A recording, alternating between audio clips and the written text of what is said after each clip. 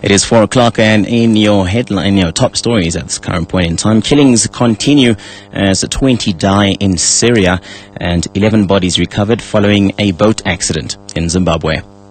Good afternoon.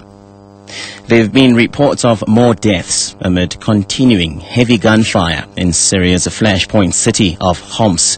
Syrian human rights activists say at least 20 people have been killed in Homs today. This comes a day before an Arab League delegation is due in Syria to monitor an agreement to end 9 months of violent crackdowns on protesters. The BBC's Jim Muir has more.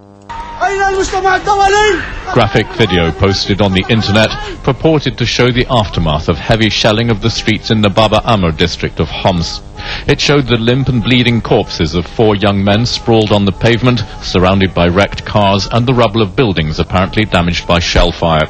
As women screamed in horror, a man shouted, "Where are you, the Arabs? Where is the international community?"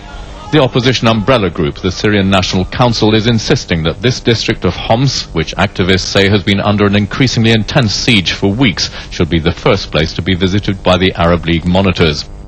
And Northern Cape police are concerned about the high number of stabbing incidents that took place over the Christmas weekend as a result of alcohol consumption. This after 2 people were stabbed to death in Hope Town, one in Hartswater and the other in Ograbis.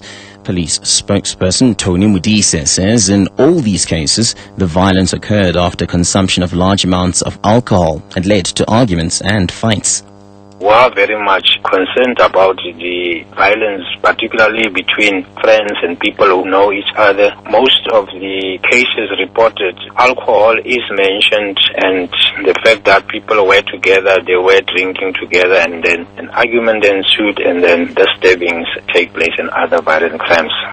Police divers in the northwest have recovered bodies of 2 brothers aged 11 and 12 after drowning in the Vaal River near Ruiskral in the Makwasi district.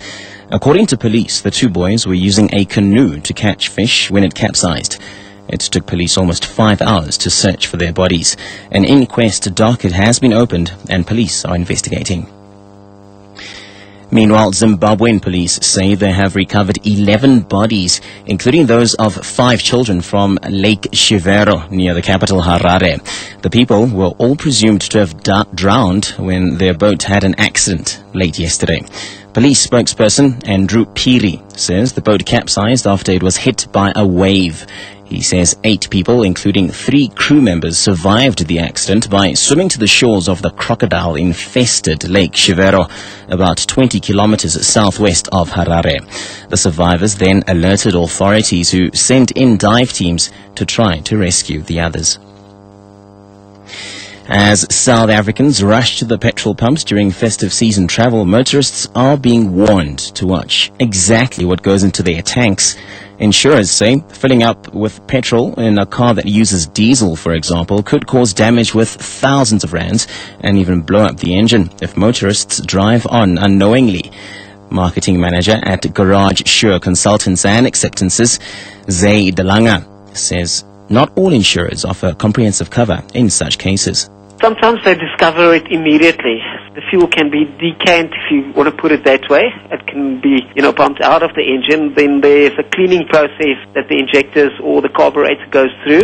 That sort of cost implication is smaller than somebody not discovering it immediately and driving with a vehicle. On average, we've got claims of 9,500. Some guys even drive that vehicle further after it doesn't want to drive, and you blow and seize the whole engine. There's major cost implications involved in that sort of scenario.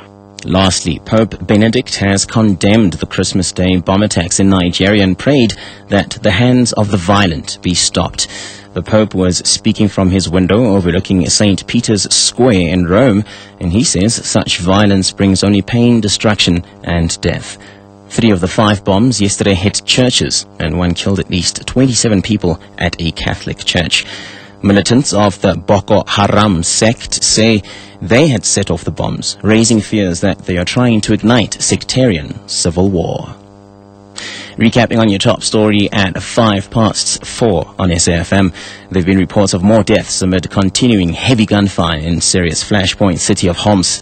Syrian human rights activists say at least 20 people have been killed in Homs today. Catch your next full bulletin at the top of the hour.